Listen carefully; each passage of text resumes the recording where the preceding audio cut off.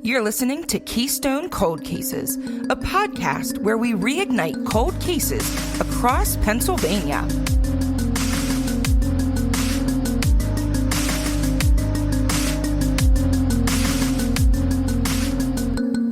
Hi, it's Erica.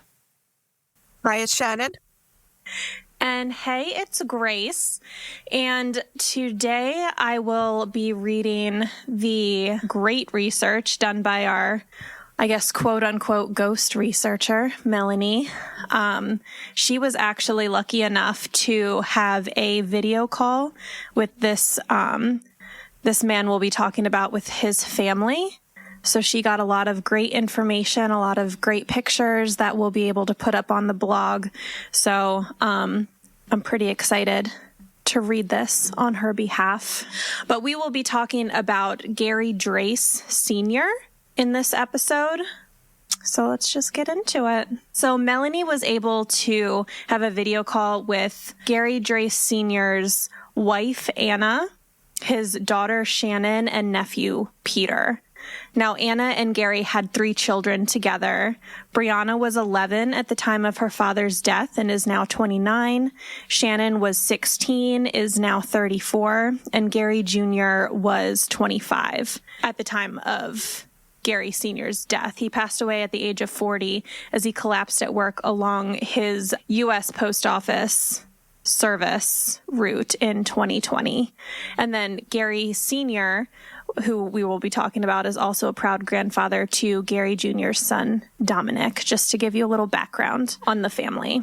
Born May 20th, 1957 at Methodist Hospital and raised Presbyterian in a row house on Bucknell Street, Gary Drais was the third oldest of Roland and May Forbes Drais's 4 boys. Roland worked for 40 years delivering beer from a flatbed truck for Antonio Origlio Beverage, while May's job was taking care of the nuns at St. Agnes Convent.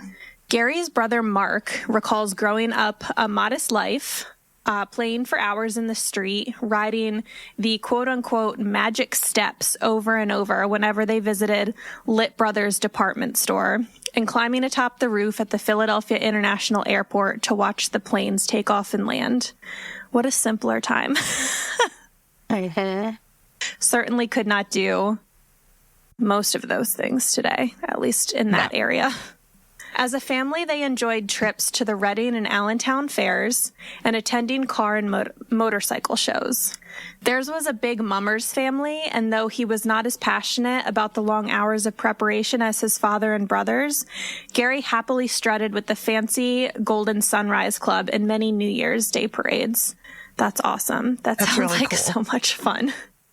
What a fun family. Gary went to the former Edgar Allan Poe Elementary School and Vare Junior High, and instead of high school, attended a vocational school for carpentry. He enlisted in the Marine Corps and got as far as advanced training for reconnaissance before an old hand injury, in which he lost a finger, forced a medical discharge. This same injury, which occurred when Gary was thrown off a dirt bike and resulted in him losing a finger that was later surgically reattached, had already ended his days as a promising boxer, according to the family. So he had a lot going on. He did. It was a nice life. Yeah, absolutely. Yeah. After his stint in the military, Gary started his own carpentry business and was a proud member of the Carpenters Union Local 845. Forever a hustler, as we could tell so far, Gary was 21 and selling pots and pans out of his truck on Market Street when he first met his wife, Anna, an 18-year-old Catholic girl from Chester, walking to her office building. After following her for several blocks, he finally asked for her number. It was late December. By April, they were an exclusive couple. I mean, probably couldn't pull that off today, not. Following a woman for several blocks. Get arrested. I'd be running. You'd be pepper sprayed. Yeah. Right. Wouldn't end well for you, but apparently he had the best of intentions, so good for them. Anna stated, "He swept me off my feet. He knew everyone. It was so exciting, said Anna, noting that they enjoyed going to bars, disco dancing, and antiquing. The couple wed in 1988. Their relationship was a bit tumultuous, and they did separate on and off through their marriage due to some of Gary's poor decisions, excessive drinking, and drug abuse. Although they were separated at the time of his death, there was never any talk of divorce. Anna is quoted as saying, "Through all their hardships, she always loved Gary, and in the end, she never had one doubt that Gary did not love her." Oh, That's sweet. I know, that's sweet. Gary could come off like a tough guy, loud and rowdy, but he was known to have a huge heart. His lifestyle tended to project a tough guy persona, but he had another side.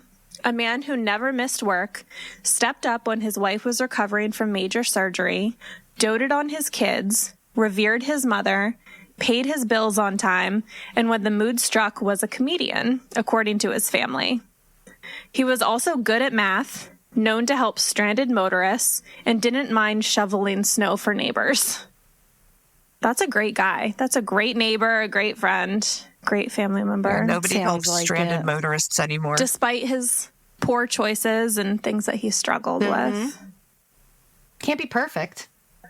Yep. Right, of course. Absolutely. According to his daughters, Shannon and Brianna, he was louder than most, had tattoos, and rode a Harley. But deep down, he was a caring and hardworking guy. He was always trying to do better for his family. They knew their dad wasn't necessarily a clean-cut guy, a little rough around the edges and maybe a bit intimidating appearance-wise, but being raised by him helped shape their perspective on the way they viewed others, allowing them to be more open-minded. Sadly, despite these wonderful qualities, his wife Anna was quoted as saying, "I think just life and poor decisions definitely got in the way." Since prior to his death, he was known as a functioning alcoholic and drug user, battling demons from his past due to a somewhat rough upbringing. He was very close with his mother, but did have a complicated relationship with his parents, especially his dad, who was also an alcoholic. That's really hard when that's kind of passed down in your family. So now we're going to get into Gary's death per police statements.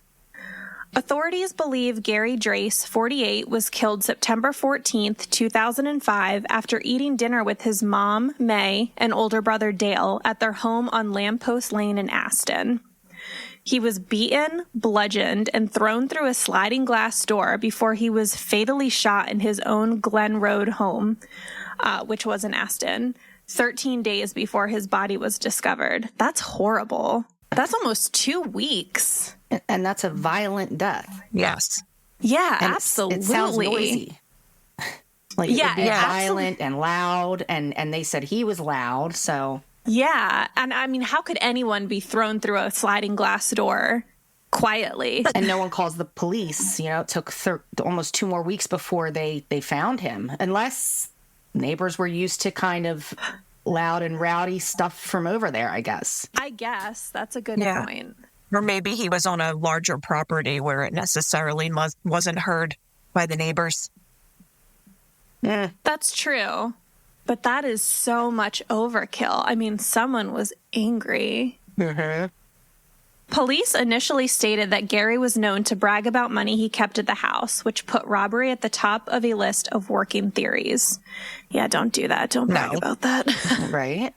Just a sitting duck at that point. PCP, which she has the actual name for here that I'm not even going to try to pronounce. It's PCP. You know what PCP is. No one would know that word. No. The full word. It was among the evidence recovered in the house. Although Anna Drais found $16,000 in the pocket of Gary's jacket after the house was cleared as a crime scene, police did not believe it ruled out robbery as a potential motive, which I guess makes sense. Maybe you wouldn't think that he had that much money on his person, but if you were there for robbery, I would assume that you would check the body. That's just me. Or, well, I don't know if the jacket was on him. Right. Was it hanging That's what up I in a was closet or wondering. something? Oh, Yeah. I see. And if he kept that much money in the pocket of a jacket, maybe he had a lot more money somewhere else in the house that they found and were satisfied with that. You're right. point. That's a good point. Yeah. I just assumed that jacket was on him, but it does say after the house was cleared at like the crime scene. So it probably was somewhere else. They believed there was enough of an appearance of a struggle with drawers open, blood on the walls, like Gary was moving throughout his property. Even a friendly visit that turned violent is within the realm of plausibility, especially if you add PCP to the equation, a detective stated. I guess, I mean, that could, if he had PCP in his system, that could explain why it was so violent and it probably took a while to get him down. Yeah. Well, and especially if it was two men on those drugs. Yes. Yeah. That could explain a very violent battle there. But also not, I mean, even if it's a large property, I guess it would have to be a pretty large property to not hear those things going on. And for it to be 2 weeks, which just gets under my skin because he had to be not in great shape by then. Yeah, and I guess this is a different house. So I was picturing a row home because there was something about living at a row home earlier, but that can't be. This must be, I guess this is a different property. I lived in Aston for a little bit, and there's a couple different sections, and some have some larger homes on some bigger properties. So it just, I guess, depends on where in the township he was. Sure. And then there's also sections with smaller ranchers and split levels and stuff that are somewhat close together, but I'm not too familiar with Glen Road, so Gotcha. Can't really speak to that. But Aston was, at least when I lived there when my younger son was born, it was a really, really nice area. Okay. Gotcha. Yeah, and I guess we could look it up maybe on Google Street View, but I mean, this was almost 20 years ago, so yeah, who knows what's changed. But yeah, I still have a lot of questions. The authorities also said they are not certain that it was the victim or his killer or killers who crashed through the sliding glass window. So here is the family's account with some police detail. At the time of Gary's death, Anna and Gary were separated. The girls were living with Anna, and Gary Sr. had moved out with his son, Gary Jr. Although separated, the family remained close. They still did things together like family dinners, and things were amicable between Anna and Gary. The last time they saw Gary was at a family picnic on or around September 11th, 2005. Shannon had just gotten back from a trip to Europe with school, which Gary had worked very hard to help pay for, and encouraged the family to join him that day, which they did because they remember him saying family is everything. The kids also recall Gary taking them for water ice and interacting with them a bit more in the days before his death. In retrospect, they thought their dad's increased interest in hanging out with them more was strange. Almost a premonition, perhaps, like he knew something was going to happen to him, which is sad and haunting. Anna had been on her way to an evening appointment on September 27th, 2005, when she decided to stop by because she hadn't heard from Gary in nearly 2 weeks. He wasn't answering his phone and wasn't reaching out to Anna, which he would to check on the kids or call to meet up with them. As Anna approached the house, asking her daughters to wait by the car, she initially thought everything was okay because the TV was on. But as she got to the door, she could see him through the door window, laying on top of the landing of the stairwell, and saw blood all around the area. She couldn't get the front door open as it often jammed, although police later confirmed that it was unlocked, implying there was no forced entry. So she went to the back of the house, broke through the gate to find the sliding glass door completely shattered with very little glass remaining in the door frame. So, super shattered. Anna described seeing blood everywhere, signs of a struggle, especially in the kitchen. She remembered not thinking the house had been ransacked, as the living room and dining room were undisturbed. She immediately went to the neighbor's house to call 911, and police responded shortly after. Anna and her daughters were obviously so distraught and vividly remember the yellow crime scene tape going up around the house, which they can still picture today. So what a scene to find your husband. I mean, even though you're separated, they still cared about each other. That's traumatic. Yes. Well, yeah, and her daughters being with her, and I think they were 11 and 16. That's absolutely awful. That's horrible. to have to find that. Fortunately, she had the foresight to make them stay outside and not have them go in and witness that as well. Yeah, thank goodness. Yes. Anna and her family recall many details from the time that Anna found Gary, when the home was released back to them after about a month, where Anna still resides today, and the ensuing months and years after Gary's death. That'd be really tough to stay in that house, too. But I guess if you're, I don't know. Yeah. Yeah. That's tough. I mean, I could never understand that trauma, so maybe that helped her heal to stay there. Maybe. But wow, that had to be a really tough time. One thing that sticks out to them is that the neighborhood was densely populated enough that someone should have noticed the broken sliding glass door, the mail piling up, and the lights and TV and radio on for weeks. So that's kind of what we were talking about before. How did that answers that, I guess. Yes. They're next to each other, just like a little residential neighborhood. So yeah, it's so strange. They even stated that the next-door neighbors had a baseball game in their yard while Gary had remained undiscovered and were retrieving baseballs from the backyard of Gary's home, but didn't notice the broken sliding glass door. Interesting. Well, kids might not She notice is quoted... That's true. That's true. She is quoted in a news article as saying, "What bothers me the most is that the neighbors notice a dog going to the bathroom on their neighbors' lawns, or they notice a stray cat or a leaf blown onto their driveway and gossip, talk, sound off about it for days. But no one notices this crime scene for days. A busted glass sliding door, windows open, an extremely loud TV and stereo." A detective at the time was even quoted as saying, "I could smell death and decomposition from the street as he approached the scene that night." So this is all very interesting. I guess it depends on the neighbors, but if they complain... And their relationship with the neighbors, like maybe they were afraid of him or something, and that's very strange. I mean, maybe they just didn't want to get involved. Right.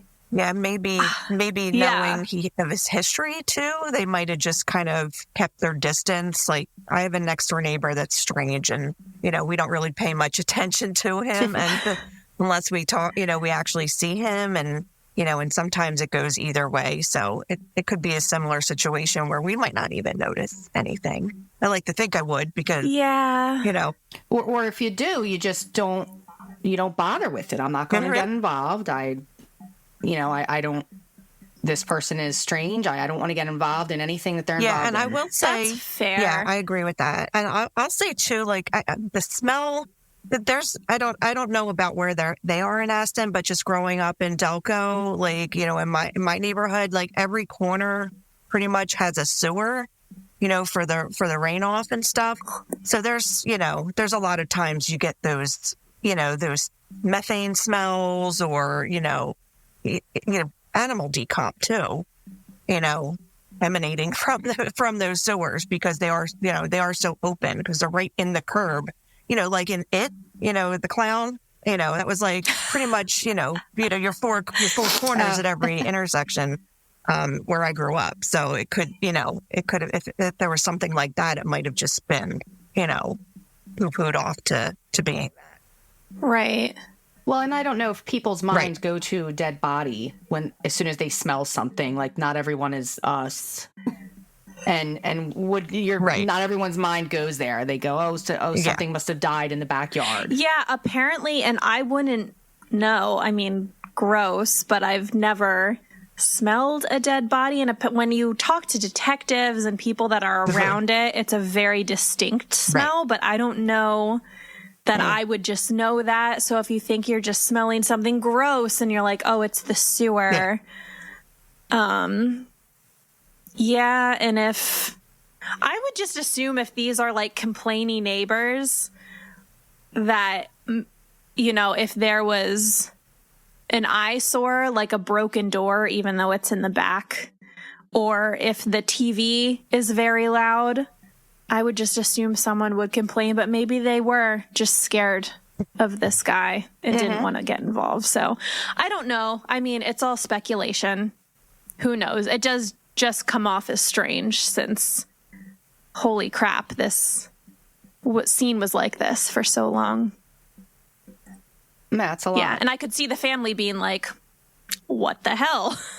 No one called this in, so I get it from both sides. I was wondering about the sliding door. So was it, like if you have a sliding door, you have, like one that's stationary and then one that slides, and then there's also usually a screen with it. So was it just the sliding door that the glass was broken out of, or was it both?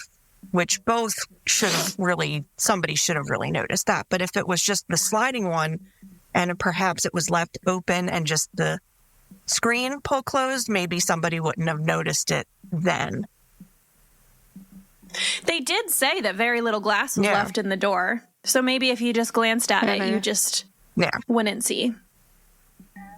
Oh, if there's no glass at all, you don't notice that. It just looks like a glass door. Yeah, even if there's glass shattered outside, if there was a porch or a stoop, you just might not notice that, especially, if it's kids going over there to collect their baseball. They're not paying attention to anything else. So. Oh, yeah. As a mother of a kid, my kid wouldn't notice anything. Yeah, anything. Probably afraid they're going to get in trouble for having a ball in the neighbor's yard and just wanting to get out of there. So, yes. Other things that are important to note are that Gary's last cell and bank transactions were on or around September 13th to 14th. No one from his job called to report that he wasn't showing up for 2 weeks, and that Gary Jr. visited his dad's job site after his death to ask around. He noticed many folks in the Carpenters Union were motorcycle riders, with no info to help on the case. I don't know exactly why the motorcycle riders is relevant. Are they like saying a biker gang or something? Is that what they're trying to say? Maybe they think there's some kind of biker gang involved. Yeah, it just sounds like all around. No one really noticed. No one said anything.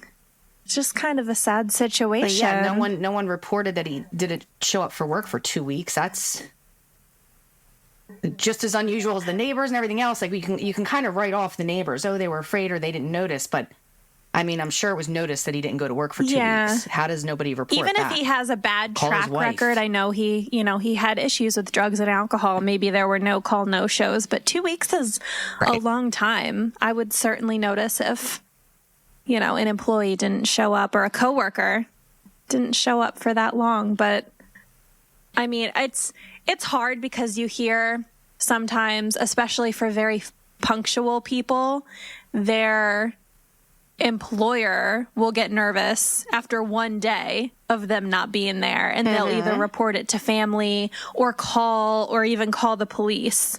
So I guess, compared to that, this seems odd. After the home was released to Anna after about a month from finding Gary's body, they have vivid memories of the home's state. They also were able to see a copy of the autopsy report, both of which cause them to question many things about the investigation and the circumstances surrounding Gary's death. Again, they noticed a lot of blood throughout the house, on the landing and staircase walls where he was found, in his own bedroom where he went to retrieve a weapon to defend himself, and in their daughter Shannon's room. There was blood in the kitchen and on the kitchen drawers as well. And a knife from the kitchen was used as Gary had defensive knife wounds on his hands. So that's interesting. It kind of seems like maybe it wasn't super planned if someone used a knife out of his own kitchen. And again, like it sounds like it took a long time. Yeah. He's going all around the house and they're fighting and all this is happening. It's just crazy. Yeah, absolutely. It seemed like a very prolonged attack. After further inspection of the house, they noted that the garage was also not searched. Interesting. Additionally, Anna found the $16,000 in one of Gary's jacket pockets. something the police missed, which again challenges the police's motive of robbery. Could or could not, I guess, but it's interesting that that was missed and the garage wasn't searched. With the amount of blood, obvious signs of a struggle, and defensive knife wounds, it also seems very odd that the only DNA found at the scene was Gary's. According to the detective at the time, because so much time elapsed between when the victim was found and the estimated day of death, much of the physical evidence was degraded. That kind of makes sense, but after only two weeks is a long time to not find a body, but not really a long time to have DNA degrade, especially in the 2000s. I mean, it certainly wasn't... Right. Nobody was in that house. You know, that we know of. I mean, between the time that it happened and the time he was found. Right. And being able to get blood. I mean, they test blood on clothing 20 years later. So why couldn't they get blood? And it's like another one of those things that it seems like if he had a reputation or, you know, they knew he kind of did drugs or things like that they write him off. That is true. You know, like, this is what happens. And I just cannot imagine being a police officer and doing that. Yeah. I mean, he still deserves justice and a decent investigation. Absolutely. And I will say, again, it was almost 20 years ago, so DNA was nowhere near where it is today. But still, it just seems strange. I'm seeing just red flags pop up here. Per a statement given by Anna, there wasn't any sign of a struggle. No table was tipped over. I think one drawer in the kitchen was pulled out. The article also pointed out that Anna didn't buy the robbery motive that investigators have long suggested, especially after she found $16,000 in the pocket of Drace's old wedding suit hanging in the bedroom closet. So that's our answer to exactly where it was found. Ask a question about that? Gary was So is this $16,000 just in that wedding jacket? Because I know we talked earlier that she found a jacket. She found a jacket with $16,000 in it. Now it's $16,000 in the pocket of his old wedding suit. Are they one and the same? Is it the the suit jacket that she found it in, and we're just I believe so. Clarifying it now? Okay. Cool. Yeah. Yes. She said Gary was a saver and was always squirreling away money. That the cash was somehow overlooked early in the investigation only added to her frustrations. But Anna acknowledged there may have been things about his life that Gary kept from her, especially during their year-long separation. When Gary's body was found, he was laying on his back with his own gun found underneath him. Anna and her family noted there were bullet holes in the ceiling above the landing, leading them to believe that whoever shot him was standing at the bottom of the stairs and shot up at him. He was also shot with his own gun. So his own knife was used, his own gun. Police stated the murder weapon was recovered at the scene, which was one of 2 firearms the victim legally owned. The second firearm remains unaccounted for. How could the murder weapon be found under Gary's back and the other gun be unaccounted for? Also, this seems to imply that the perpetrators didn't bring their own weapons. Per detectives, blood spatter and other physical evidence suggested there could have been 2 people, in addition to the victim, in the house. The family believes that whomever came to Gary's house that day perhaps didn't intend to kill Gary, but send him a message. But after Gary retrieved his own guns, things may have taken the fatal turn, which makes sense, especially if drugs were involved and things just got totally out of hand. When Anna retrieved the autopsy report, it was noted that Gary's pants were undone. The family stated that this was not strange to them, as Gary often came home after a long day at work, took off his boots, and unbuttoned his pants to relax in his chair on the couch. That makes sense. Yep. Hand in the front. That's the old Al Bundy. That's exactly what I thought of. They believe this implies he wasn't expecting anyone, as he would have never answered the door with his pants undone. So, also makes sense. Were the perpetrators lying in wait, waiting for Gary to return from dinner that night with his mom and brother? I mean, it did say no forced entry. Yeah. But maybe he didn't lock his doors. Exactly.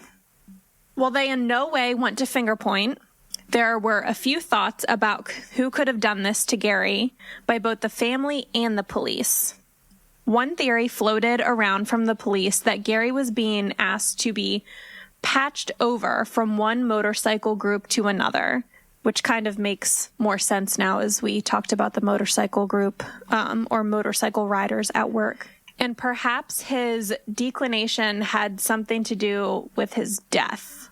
According to Anna and her family, despite being an avid motorcycle enthusiast, they had no knowledge of him belonging to any group. While he associated with members of the Pagan Motorcycle Club, authorities also do not believe he was a member of that or any other biker group. And there were even undercover motorcycle folks working the investigation and even attended his funeral, but nothing of note has entered their investigation. So he had ties to the pagans, but didn't seem to belong to any particular group. So that was a theory, but didn't seem to go anywhere. A person of interest did, however, arise out of the investigation. While we will not mention him by name, a close family friend had recently had a falling out with Gary. He was given a polygraph, which he did not pass, and shortly after retained an attorney and no longer cooperated with the police. Now, failing a polygraph does not necessarily mean much. As we know, it's not used in court, cannot be used as evidence. But, you know, with other evidence, it could be used as circumstantial. Even after ending up in jail several times over the years for various charges, police were never able to get him to talk. Her conversation, Melanie's conversation, Anna and her family stated that after Gary's passing, he never called them with condolences, and when he showed up at the funeral, he handed Anna a $50 bill, which is an odd thing. It says to them was an odd thing to do at a funeral, but I think to anyone, that's kind of strange. Maybe that's judgmental. I've heard of a card. I've heard of bringing a sympathy card. Sure. Yep. Yeah, don't tell me we have to start handing out $50 bills now. That's everywhere we go. Strange. That is strange. So despite his falling out with Gary, the family said they had known him for many years, and he would often spend holidays like Thanksgiving with them, making his behavior all the more suspicious. Yeah, that would throw up some red flags. Maybe he's just an, to me, awkward individual and just didn't know how to, I know around death, I get really awkward and I get anxiety because I just don't know how to act around people. I don't know what to say to people.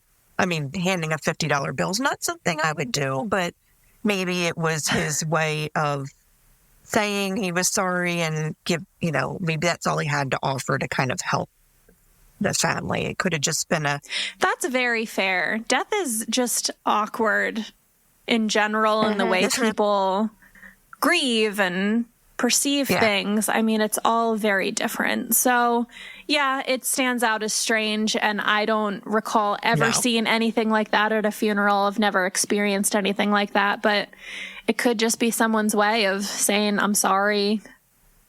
Here's $50. Throw money at it. Sure. I will gladly take $50. Gladly take $50 at a funeral if anybody wants to give it to me. Or just want to give me $50. Yeah, I mean, I'm not going to turn it down. Not going to turn it down. Funerals are expensive, so.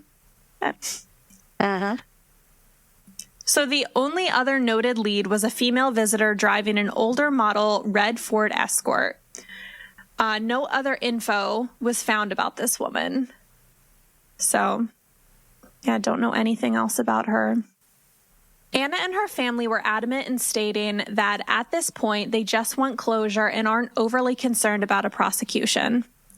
They have offered rewards and recently attempted to get a billboard put up with the police's help all to no avail. They have been in constant contact with multiple detectives and DAs over the years, and they continually state that while they are still working on the case, they don't have enough to prosecute. That's an interesting way to put that. So I wonder if they really do have some suspects that they're just not publicly naming.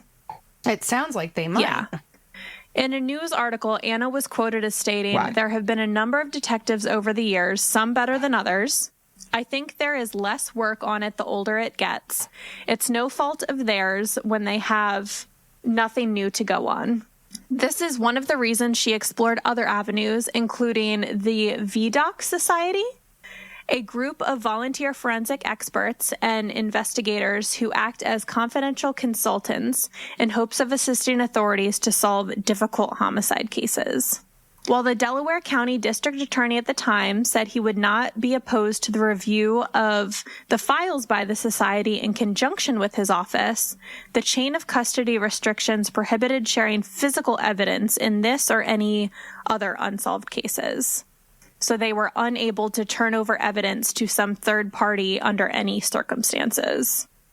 This is what the VDOC Society, I'm sorry, but this is what the VDOC Society does. Yeah. And they've helped.